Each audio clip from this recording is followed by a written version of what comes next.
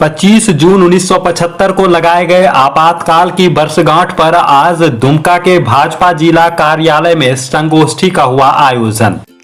आज शनिवार को दुमका के दुधानी स्थित भारतीय जनता पार्टी जिला कार्यालय में 25 जून 1975 को तत्कालीन कांग्रेस पार्टी के प्रधानमंत्री इंदिरा गांधी के द्वारा लगाए गए आपातकाल पर संगोष्ठी आयोजित की गई, जिसकी अध्यक्षता जिला उपाध्यक्ष गौरव कांत प्रसाद ने की। संगोष्ठी को भाजपा झारखंड प्रदेश के प्रदेश उपाध्यक्ष पार्टी के वरिष्ठ नेता विनोद शर्मा मुख्य वक्ता के रूप में उपस्थित थे।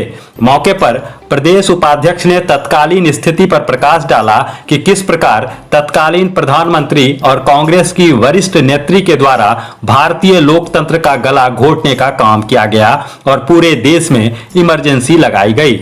उन्होंने बताया कि 1971 में जब लोकसभा के चुनाव हुए और उसमें इंदिरा गांधी ने अपने पद का दुरुपयोग करते हुए सरकारी मिशनरी का इस्तेमाल चुनाव जीतने के लिए किया और सीमा से बाहर जाकर चुनाव में खर्च किए अपने ओएसडी को किस प्रकार से चुनावी एजेंट बनाया और इस प्रकार से गलत तरीके से उन्होंने चुनाव को जीतने का काम किया। उनके प्रतिद्वंदी राज नारायण सिंह ने उनकी जीत को चुनौती दी। हाई कोर्ट में याचिका दायर की गई। उस याचिका पर विचार करते हुए उस समय माननीय इलाहाबाद उच्च न्यायालय ने अपना फैसला सुनाया और 12 जून को यह फैसला आया, तत्कालीन प्रधानमंत्री इंदिरा गांधी की सदस्यता अवैध है और उन्हें 6 साल के लिए चुनाव लड़ने से भी प्रतिबंधित कर दिया गया। इंदिरा गांधी ने अदालत के इस फैसले को सुप्रीम कोर्ट में चुनौती दी, परंतु सुप्रीम कोर्ट से उन्हें राहत नहीं मिली। श्रीमती इंदिरा गांधी ने तत्कालीन राष्ट्रपति फखरुद्दीन अली अहमद ने पूरे देश में इमरजेंसी लागू कर दी। यह इमरजेंसी भारतीय लोकतंत्र के इतिहास का काला दिन था, जिसने यह साबित किया कि तत्कालीन कांग्रेस पार्टी की मुखिया और देश की तत्कालीन प्रधानमंत्री श्रीमती इंदिरा गांधी सत्ता में रहने के लिए किसी भी प्रकार के हथकंडे अपना सकती है, जिसके विरुद्ध देश में कई आंदोलन हुए। तत्कालीन विपक्ष के नेता मोरारजी देसाई, जयप्रकाश नारायण, अटल बिहारी वाजपेयी, लाल कृष्ण आडवाणी जैसे वरिष्ठ नेताओं ने इसके विरुद्ध आंदोलन किया और इंदिरा गांधी को पद छोड़ने के लिए जब दबाव बनाया, लेकिन इंदिरा गांधी ने धनात्मक कार्रवाई करते हुए इन सभी विपक्षी नेताओं को जेल में भरने का काम किया। साथ ही उन्होंने सभी आंदोलनकारियों पर अमानवीय व्यवहार किया, प्रेस की स्वतंत्रता को खत्म कर दिया, उनके ऊपर सेंसरशिप लगा दी गई। किसी को अपने मन से लिखने का अनुमति नहीं था।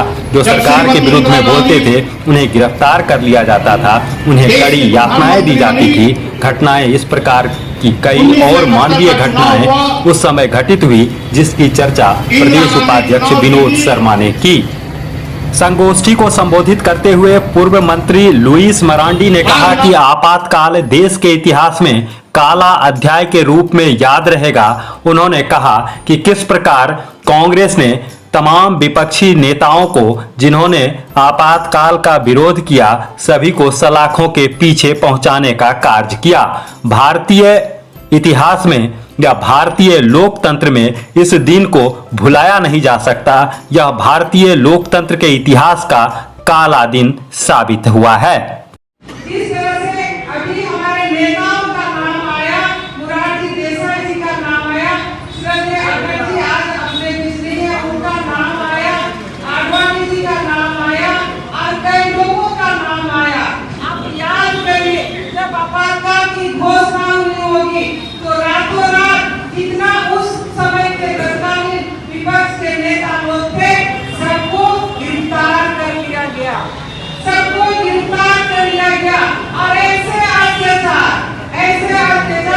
जो देखे हैं, वो अगर आज के दिन को याद करते हैं तो बोलते हैं ना, रोंगटे खड़े होते हैं। वही 25 जून था, वही 25 जून था। तो हम इसीलिए यह दिन को ना भूलें और अपना जिम्मेदारी, बहुतों के संघर्ष और बहुतों के बलिदान, बहुत लोगों ने जेल की हवा खाई, तब अभी हम लोग अमन चैन का सांस ले रहे हैं इस देश में। और उस समय से आंदोलन करते हुए अभी जब आंदोलन का चर्चा आया, जब श्रीमती इंदिरा गांधी देश की प्रधानमंत्री बनी, 1971 का चुनाव हुआ इंदिरा गांधी चुनाव जीती,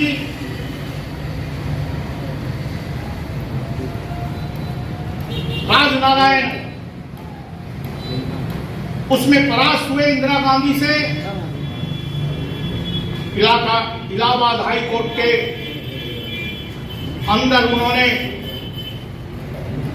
सरकारी मिशनरी का दुरुपयोग करने का आरोप लगाते हुए एक केस दर्ज किया,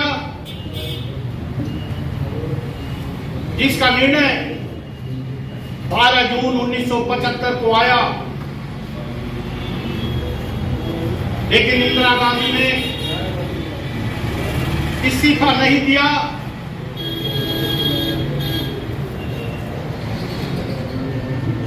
जगमोहन सिन्हा जी ने निर्णय दिया था कि राजनारायण उस लोकसभा के सांसद होंगे।